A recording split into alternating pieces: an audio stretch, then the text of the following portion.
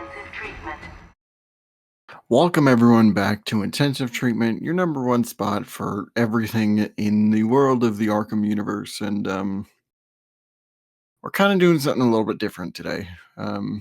We've been having kind of good vibes recently with all the games we've been playing and stuff, but I just wanted to take a second, especially because recently was the anniversary of somebody that we lost that we are very passionate about. I wanted to kind of take a second and reflect on two actors that are not only integral to Batman himself, but also that kickstarted the Arkham franchise as we know it. So today we're going to do a tribute to both Kevin Conroy and Arleen Sorkin, the voices of Batman and Harley Quinn, respectively. Yeah. So, I think we can start off with, well, firstly, I just want to say our admiration for both of them is huge, to say the least. Yes. I mean, we both have loved both of these actors. I mean, since I was a kid, I know since you were a kid as well. I mean, and I think since discovering who they were after a certain age, we kind of tried to see what else they were in or what else they did. And for me, these two roles encapsulate a lot of their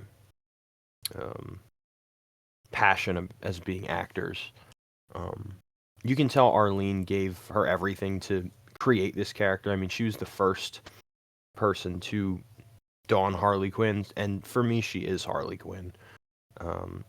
And the same goes for Kevin Conroy. I mean, what can't you say about Kevin that hasn't already been said? Yeah. So, we have, for me, the definitive voices of both characters. Yeah, I feel the exact same way about them. There's nobody else in my head who I would think of as both Harley and Batman, and also just having them together in a room is a treat all to itself. So, yeah, I can't picture anybody else in those roles. Yeah, me neither. And both of them, oddly, they were very similar in age when they passed, and both of them passed away very suddenly, and without any kind of foreknowledge. Yeah, it just kind of happened. It did. I mean, Arleen passed away last year. I think it was last summer, if I'm not mistaken. I'll look it up now real quick. And yeah, I want to say it was in the vein of like last year, but yeah. Yeah, she did pass away last year, August 24th, 2023. Okay. God, it feels so... It feels like it just happened. Yeah. But it's really, I mean, we're creeping up on... It's been a little over a year now. And Kevin's was November 10th, 2022, so a couple years ago.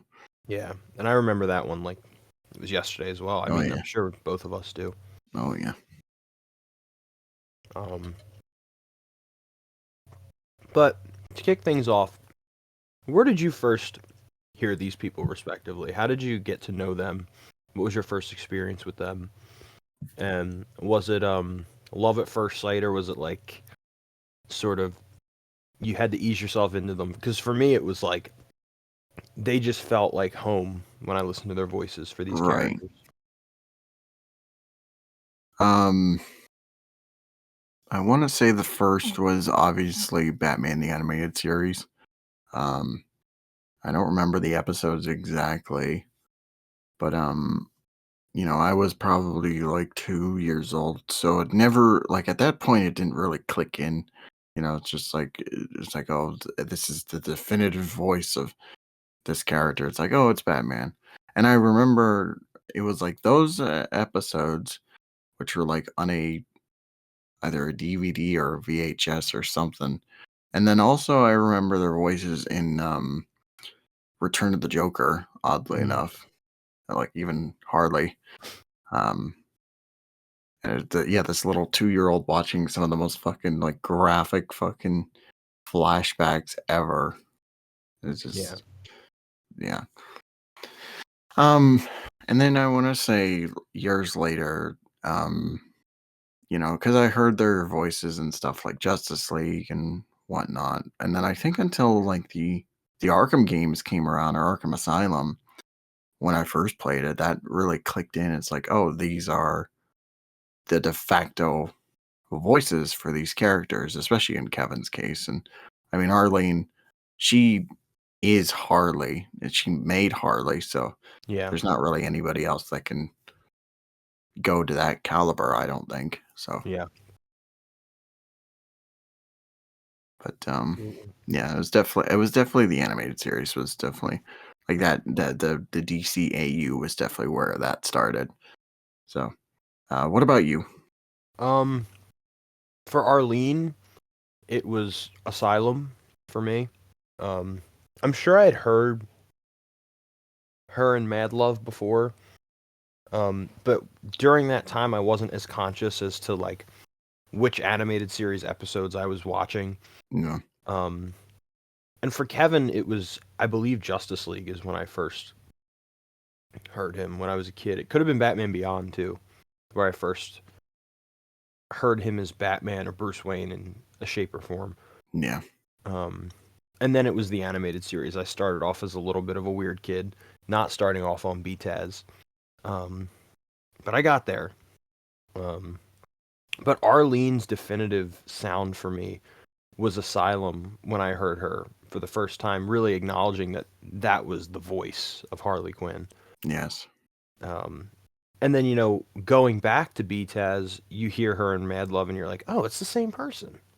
And she's got that voice of Harley Quinn where like everybody has their own sort of interpretation and spin on Harley Quinn.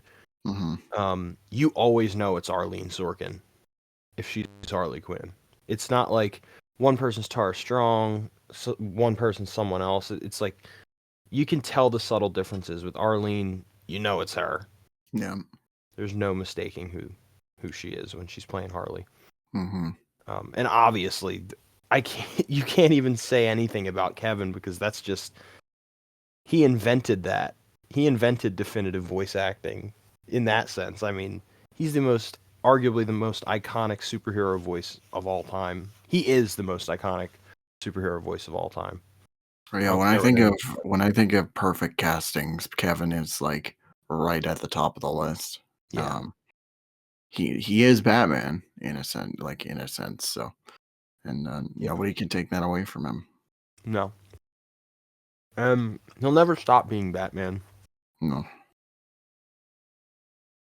So we talked about where we've kind of initially saw them or heard them rather. Yes. We should go through their careers a bit. So we could start off with Kevin. Kevin has had a long, illustrious career. Um, he started out in theater, um, moved on to small television shows, and Trained then at Juilliard. yes, Uh, not to mention. But and yeah, he you're was right. he Started in was theater, did small like TV productions and whatnot, and then and he was good friends with Robin Williams and Christopher. Well, not Christopher Reeve, but he did know Christopher Reeve, he but knew Christopher Reeve, but and he was good he was friends with Robin Williams. yeah, they were roommates in at Juilliard. Yeah, and I mean, firstly, what a personality to get you through college. Oh yeah, I mean, holy shit. I mean, I'm sure Kevin was shaped a lot as an actor in his college years, and it turned him into the person that he would become when he eventually did play Batman. yeah. But Especially but because, sorry to cut you off, but no, no, especially no. because the, they were all older. Like he was like, I Right. think barely 17, 18 when he went to Juilliard, and all of his roommates were like all these older people that had worked for a time. So Yeah, yeah, it's that true. definitely really did shape him in his later years. Mhm. Um, but I know he was on, let me see what this show was called. it was kind of the one that he would always talk about as like, yeah, this was it. This is what I went in first. It Hmm. wasn't his first show, but it was Tour of Duty. That was it. So he played Captain Rusty Wallace Yeah. in the first season on Tour of Duty, and Tour of Duty, I believe, was on CBS, and it was a Vietnam War based show. And I actually would love to find out how to watch it because I love the Vietnam War era stuff. And Yeah. You know what I just remembered is that I was at one of my a local store that I go to a lot, and they sell DVDs there. They just had like a kind of bargain bin type thing, and they had that DVD of that show, and I really, didn't get it for whatever reason, even though I knew ah, that Kevin was in it. And I'm like, yeah, damn. so apparently he was on Cheers as well. Um, he was in 2 episodes. Um, he was in, obviously, by the time you get to 92, the years leading up to that, he just had sort of smaller roles normally, a couple episodes. He was in a sitcom on Fox, I think, where he played a main role, but I don't think Mhm. it went very far. Right. Um, so here, let me click on it. Yeah, I think it only went like a season. And it was 13 episodes with 3 unaired episodes. But he was the main role. And that was 92. And then right after that, BTAS comes out. And he just skyrocketed to the top of everyone's radar at that point. And even then, he was doing other stuff. He did like the New Adventures of Captain Planet. Um, and no one ever really took him out of that Batman space. And for good reason. I mean, he was just, when you talk about becoming a character, I mean, he is the epitome of that. Hmm. So it's hard to get out of that. But, and then after that, obviously, his career was mainly revolved around Batman. He was in New Adventures, Superman the Animated Series, Beyond, Zeta Project, Justice League, Static Shock. Like he was in a lot of different DCAU stuff. Yeah. Yeah. The Um, 2000s was like just predominantly like bad or like DC focused. But he did have bit parts in some other things. I'm looking at like Jack and Dexter. He was the hmm fisherman. He played some characters in Max Payne and Yes, uh, Lords of EverQuest, which I've never heard of. me neither. Um, one of my favorite uh, ones that I'm just remembering. It's related to Batman, but the DVD for Batman '89, they had a whole sequence that they scrapped, which was the introduction of Robin hmm I guess the origin of how like his parents died, and I guess it's kind of like the Batman Forever thing, where it's just like he wants revenge against whoever did it, hmm and he voiced Batman in that sequence. Him and Mark Hamill played Oh, that's Batman and awesome. Joker. If you haven't watched it, you can check it out. It's online, and it's it's really good. I'll have to. I've never seen it before. Um, but yeah, so he's been predominantly in Batman-based things, but he's had other roles. Um, so he has had a long career that spanned from, I mean, in terms of being on screen, 1978 to, you know, 2022. That's a long career. That's like Yeah, 40, 44 years, something like that, 42 years. Um, so there's a legacy there that is untouchable. Some people don't even have 10-year legacies or 10-year careers. no, So he he ingrained himself in the history of American cinema, comic books, just so many things. Yeah. Um, and obviously, we have to mention him in the video games. Was Arkham? I'm sorry, not Arkham.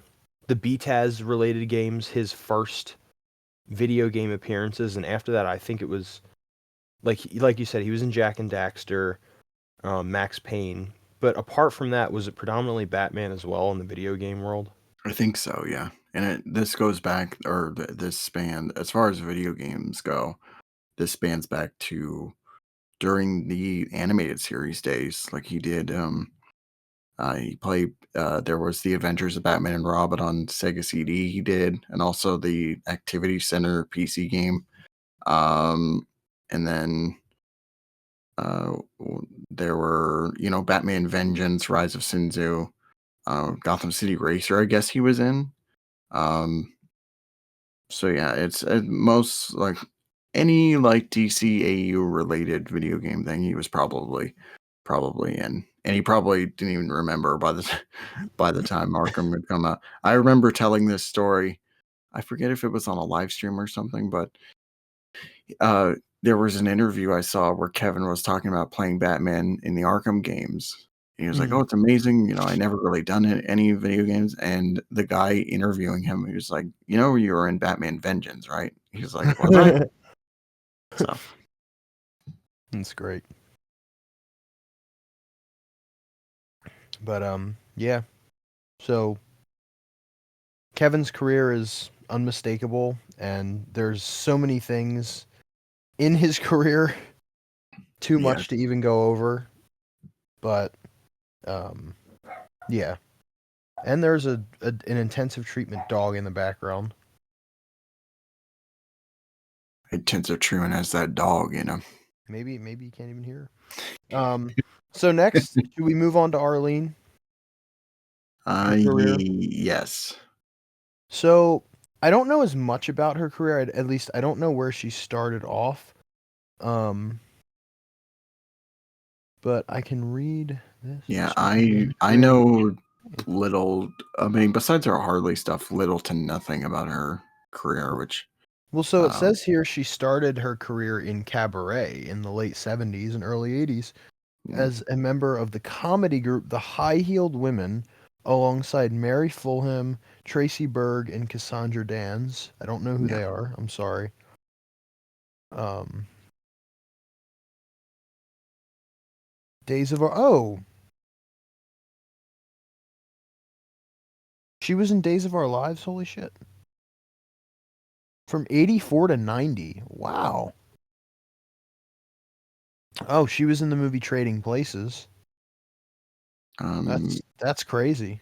Days of Our Lives. Isn't that where Paul Dini got his inspiration for Harley? I believe I so. think so. Yeah, because And there's it a would make story. sense because it's Arlene. Yeah, there's a story that Paul Dini has told where he was watching Arlene in an episode of something. I think it was Days of Our Lives, where she's a court jester. She's riding around on roller skates and stuff, and she's dressed like a harlequin. And at that, I think he was writing the character, or he was thinking of like because they wanted a sidekick for the Joker, Hmm. to kind of lighten the tone up a little bit because Joker was so fucking batshit insane, and so they were trying to come up with a sidekick character, and Paul Dini was watching that episode with Arlene in it, and he was just like, "Okay, we're gonna do a Harlequin, and I want Arlene to play Harley." So that's where the inspiration for her character came from. So crazy. Yeah, But apparently she was in Trading Places, which is crazy to me because I did not know that. And it says she's uncredited. Oh, she's a woman at a party. That's what she's that's what her role is. woman at a party, you say?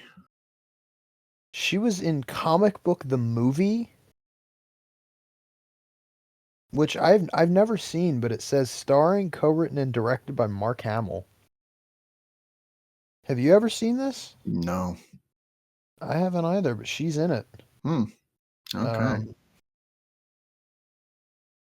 Mask of the Phantasm, Return of the Joker. So her last role in film as Harley was Batman Return of the Joker, which is interesting. I thought it had gone on more, but she was in Justice League, um, and obviously her last.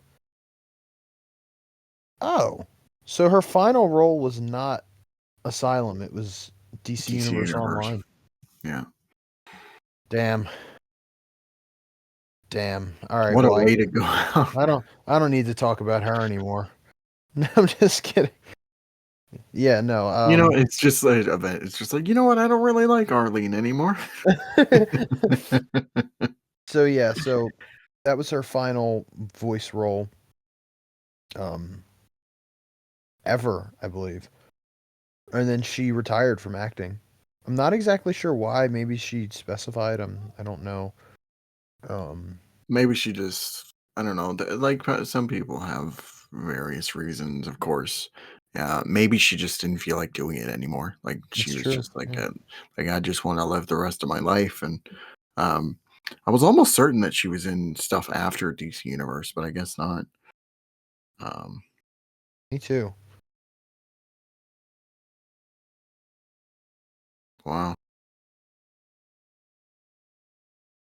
But yeah, so that's Arlene's. I'm sorry I don't know as much about her, but um, it just seems like she had some roles. She was more, I think, prominent in playing in movies, but I don't think that she was that big of a star. She got obviously very well known with Harley Quinn. Hmm. But she played predominantly smaller roles in movies. Just Yes. looking at her resume. But yeah, so that's Arleen. Arleen Sorkin. She's I married to mean, Christopher Lloyd, but not our Christopher Lloyd from Back to the Future. So that always confused me. yeah. But Marty, I mean, Arleen. Huh? so where should we go from here? Um, We talked about their careers. should we Do we talk have about our favorite favorite role roles? between them? Absolutely. I want to start with Harley because I mean, obviously I loved her performance. I think the BL answer is like the animated series and stuff. But also I want to give mention to the World's Finest episodes of Superman, or as I used to know it, the Batman Superman movie. Um she is great in that. Like her Mhm. rivalry with Mercy and like her interacting with Joker and Batman and stuff. Yeah. One of my favorite moments comes from when it's after like the plane that they're flying in, the one that they paint the smile and explodes, and she's like, Mhm. "Put in," and Batman's like, "At this point, he probably is." Yep. That might be one of my favorites as well from her. Yeah. But I don't know, man. For me, like I might have to take the cliche route and say Arkham Asylum. It was my first real introduction to her that I can remember, and to this day, her performance in that game is so good. Um, but I love her in the Justice League episode. She's great in that. Uh, but I would say Arkham Asylum is my favorite. The only thing I wish about Arkham Asylum is that she had more time to do things You're right. and more time to talk. She's not annoying like freaking Tara Strong. No, no. There is no Harley Quinn appearance of Arlene where I'm like, "Yeah, man, she's annoying." Like, Me get that neither. bitch out of here. I think Mad Love is that might be the cliche answer, but Mad Love is just so perfect, Yeah. and her performance in it is incredible. Did you ever watch Gotham Girls? It was like the web series. No, Oh, she's great in Gotham Girl. Her and like her, Ivy, and Catwoman. Just that trio is really great. Oh, should I? Is it on the internet? Can I I think watch it? it's. I'm pretty sure it's on YouTube. You can find the whole thing there. Oh, well, you know what I'm doing after this episode. Gotham Girls, baby. Yeah. But what about Kevin? Is there even an answer for this besides one? Yeah. Should you? There are some underrated ones that I do want to bring Me mention too. to. Me too. Um, so obviously there's two obvious answers here. BTAS and Arkham.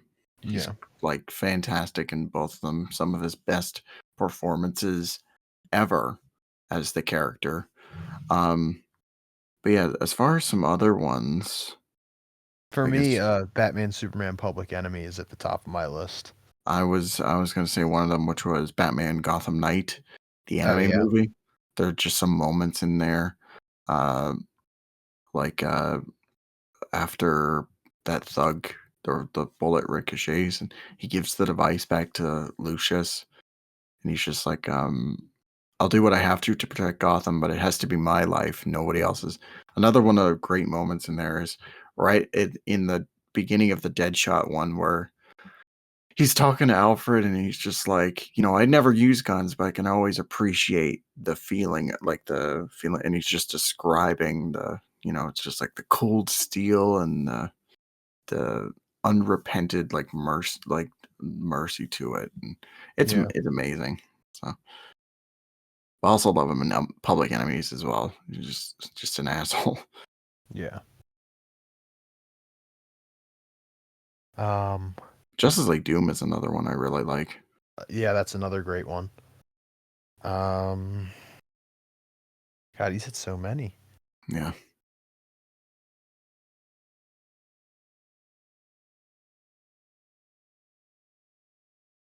Actually, I love his appearance in Static Shock. I know it's a DCAU thing, but or appearances. Yeah. Any cameo that he ever did, you can tell that some people that do cameos kind of half-ass it. He always was Batman. There was never any moment where he felt, misplaced or that he didn't want to be there. Yeah. And Um yeah, it's a great duo yeah. for me, Static Shock Like, and Batman. yeah, like, even just, um, something like Batman Strange Days, he only has 2 words in that short, but it's Yeah. fucking epic every time. You know Yep. what he was also great as? Like, not only was he had a lot of involvement in DC characters, not only just Batman, but also he was John Grayson in the Batman 2004. He Yeah. was he was the Phantom Stranger in Brave and the Bold. Wasn't he Zur-En-Arrh in Brave and the Bold as well? He was Zur-En-Arrh, yeah. And played in another there's a Shazam short for DC Nation, which I'm sure Alter's like, "Oh my god, they finally mentioned DC Nation." Um he plays like it was like Hercules or something. I'm scrolling through the IMDb trying to find it, but come on, you son of a bitch. Where is it? No, it's not popping up. Whatever. He voices one of the gods in those Shazam shorts. But yeah, he was great at doing small I mean, obviously he's Batman, but like having these small parts in other DC properties, and you Yeah. would just know right away. It's like, oh, that's Kevin right there. Yeah. He like we were saying, he's an unrecognizable voice, but also his presence is unrecognizable. It's weird for me anyway. I don't know. You can tell me if you had the same experience, but even if you didn't know who was playing Batman in a certain animated movie, you could tell when it was going to be Kevin without hearing him, what kind of movie it was. what kind of version of Batman it was. For me, I was like, that's going to be Kevin. And usually it was. Like, growing up, I didn't know that Kevin was in Doom. Um, and then the first time I saw it before he shows up, I'm like, I think this is going to be Kevin Conroy. I just know it. And it was. Yeah, I can feel that. Because he has certain mannerisms to his Batman, and I feel like when other like adaptations when they use his voice, they try to take some of those and incorporate it in some way. Yeah, they do. He really created um, a certain way to play the character that now, of course, a lot of other actors use to play Batman. He was one of the pioneers for switching the voice between Bruce and Batman. Yeah, he was. It was him and like Michael Keaton, I think, that were like some of the first few guys that were like, maybe there should be a bit of a distinction between the two of them. And I think Michael or Keaton started it a little bit, but Kevin just like Took it to elevated another it. level. Yeah. Yeah. Um, And his voice lasted a generation of children, and you know, or I guess 2 generations now, or yeah. no, or close to there. Yeah, it's Um, about.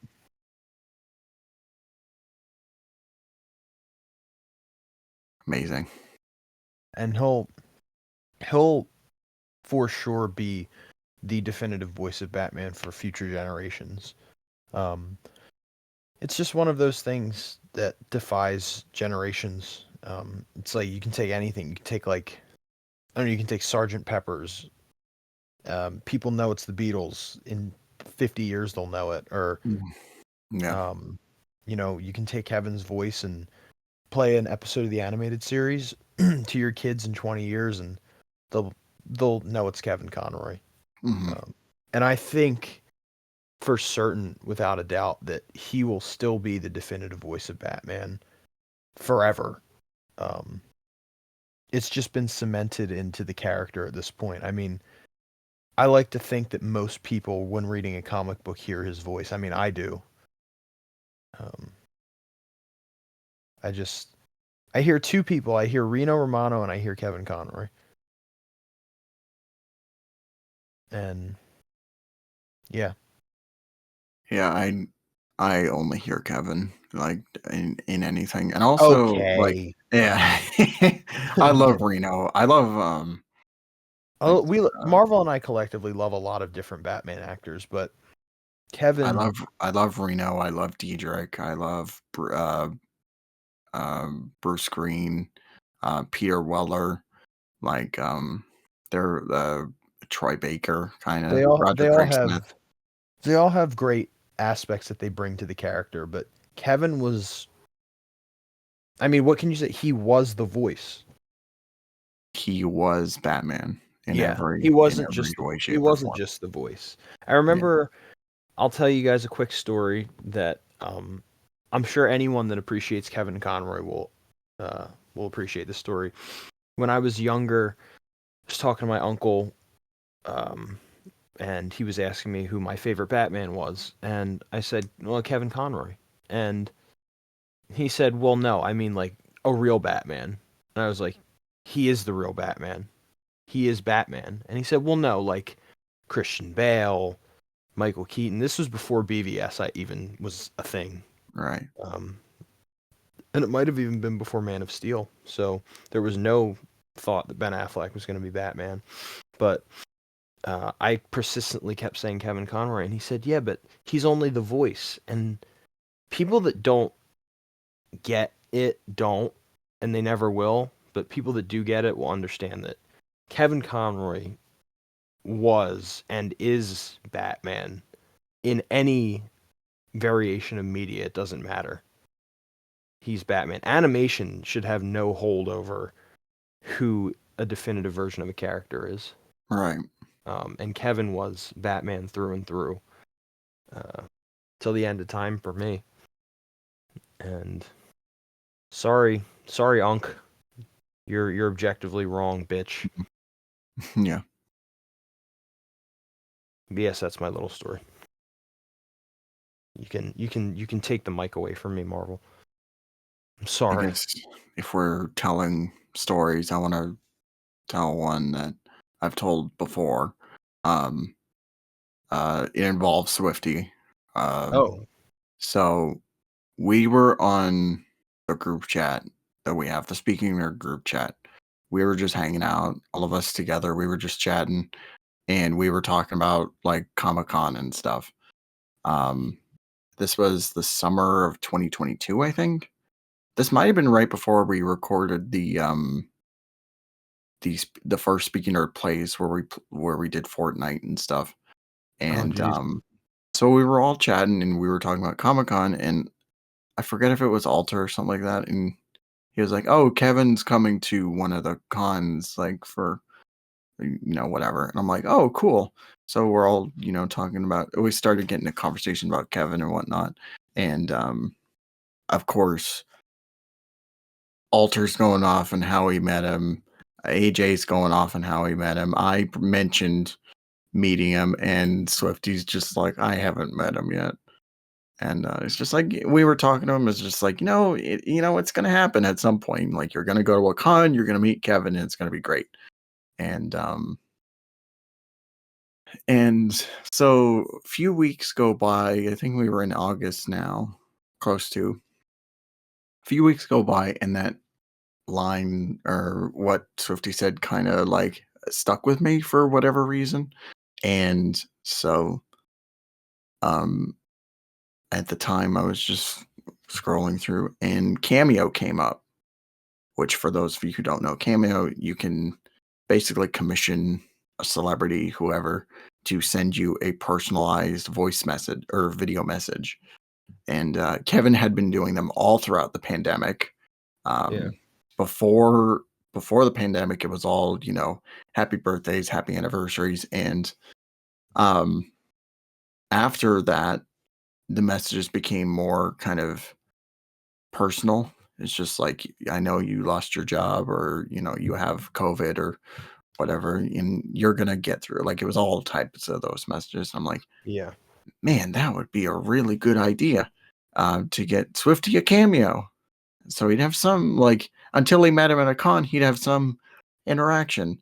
The problem was I didn't have any money at the time, so it's just like, oh, like maybe when I get paid or when I find, a job or something like that, I'll get to it. Like I'll get it later. And then yeah, a few months later, that's when the news broke out, and uh, I said this on Speaking Nerd. I mean, besides after that realization had kicked in, like that Kevin's gone, one of the first things I thought of was Swifty. So Oh. yeah, Yeah, that story kind of breaks my heart all the time because I think back to it a lot. Um, of you telling me that and just the sheer like upsetting feeling that I got after, you know, I found out he wasn't gonna be at the New York Con. yeah, Because I was like, oh, it's finally, and I had harkened back to that. Um, I was like, oh, I'm finally gonna be able to like shove it in their faces. Like I finally met Kevin. I had wanted to meet Kevin since I was a kid. I had one interaction with Kevin, um, on an old Twitter account when I was about 11 years old, and I still have the screenshots of it. Just because I had to prove it back when I was 15, I was like, I did. I found my old Twitter account, and it was me basically just telling Kevin in short that I was such a huge fan and I wanted to be just like him when I was older, and um, I hope he can see my message. And he did. He responded and he said, "I appreciate the kind message uh, and stuff." So I always held that close to me, but finally I was going to shake his hand and get a picture and tell him how great he was and how much of an impact he made, and yeah, it didn't happen. So, but I'm the only one of the group that didn't get to meet Batman, which is always gonna sting a bit for the rest of my life. But you yeah. know, I mean, you may not have seen him in person, but at least you have some sort of interaction. He noticed you. he did, yeah. But I can't help but think what I would have been able to say if I had actually had met him. Just there would have been so many things I probably would have been jumbled. Oh, trust But me, I thought I had everything thought up when I met him, and I completely fucking fumbled. And so, I can't so believe Alter got to ask him a question. that's right. Alter asked him at a Q&A, we were just talking about it recently, or no, or no, No, I'm no, misremembering. not recently. No, because I was watching through the video we did on Speaking Nerd, and Oh, okay. he was talking about that panel that he went to, and he asked Kevin a question about, he's like, "What's your favorite interpretation of Batman or whatever?" And Kevin gives this long story speech about every person has their own Batman, and then at the end of it, he's just like, "It's the animated series." And see, like that was the great thing about him is he treated every fan like they were his only fan. Um, and he gave them answers that they maybe didn't ask for or didn't need. But he would give them a moment to remember, because he loved his fans. Yeah, He was truly a godsend to an entire generation of people. it was almost like he was like kind of taking you under your wing, and like he was treating you like he was your best friend and stuff like that, Yeah, which is something that is so rare to see among like actors and whatnot. Like even when yeah, when the interaction that I had with him, he's signing my thing that I paid for, it's to me, and it's just like, "I am Batman, Kevin Conroy," and we're talking about like, the weather and stuff, like it's just, and how much, like he was like, "Oh, your name is this." It's like, "That's a really cool name. I really like it." And and then yeah, it was magical. yeah, I've told this countless times on various things, but it's just like, um, so so he signs the autograph and we take the picture, and we say our goodbyes, and I'm walking off and talking to my dad like a few feet away, and my mom was there, and she she's talking to Kevin, and Kevin is like, "Oh, your son's, is pretty great, isn't he?" And my mom's like, "You cannot understate or imagine how much like he cares about you." And Kevin got up, he walked around the table, and he just out of nowhere he grabs my shoulder and brings me in for this fucking bear hug. And oh, so it was, like I said, he really, like, every fan to him, or like you said, it's just like every fan was his only fan, and he really wanted to build a connection with those people. So yeah. it's he was an incredible chap, and so It's amazing that you got that experience. yeah, I'm sure you'll tell your kids and their kids. It's like it's just gonna go on. That'll be like your family story. yeah. Is that you met Batman and Batman hugged you and talked to your mom. Like that's an insane story. I'm gonna show them the pictures, and they're gonna be like, "That's not Batman." It's like, "Yes, it's Batman." That is Batman. That's what he looks like. Not all heroes wear capes. Some of them have vocal cords from heaven. That's right. Yeah, the voice But of God. Yeah, but yeah, that's an amazing story. I love it when you tell that story because it makes Kevin. Sometimes I think I make Kevin out to be this larger than life character, and he was to an extent, but at the end of the day, he was just a regular guy like us yeah, that cared about what he did and what he made a living off of, and cared about the people that made it possible for him to do that. And like you said, not all celebrities are like that. They don't realize how important we are to their careers, and um, without our love for them, without paying for a Tom Cruise movie ticket, he wouldn't be in the movie business. So yeah. it's nice that Kevin appreciated us as much as we appreciated him. But Yeah. That. Do you want to call it, or do you want to add anything? Yeah, I just getting into final things, and I mean, obviously, this is an Arkham podcast. I love that both of these people have been uh, acknowledged after their passing in certain ways. Obviously, Kevin had a whole tribute dedicated to him in Suicide Squad and in the Arkham trilogy. Both him and Arlene had one in the Arkham trilogy on Switch at the end at the credits. It's just dedicating it to their characters, which I thought was amazing. And Yeah.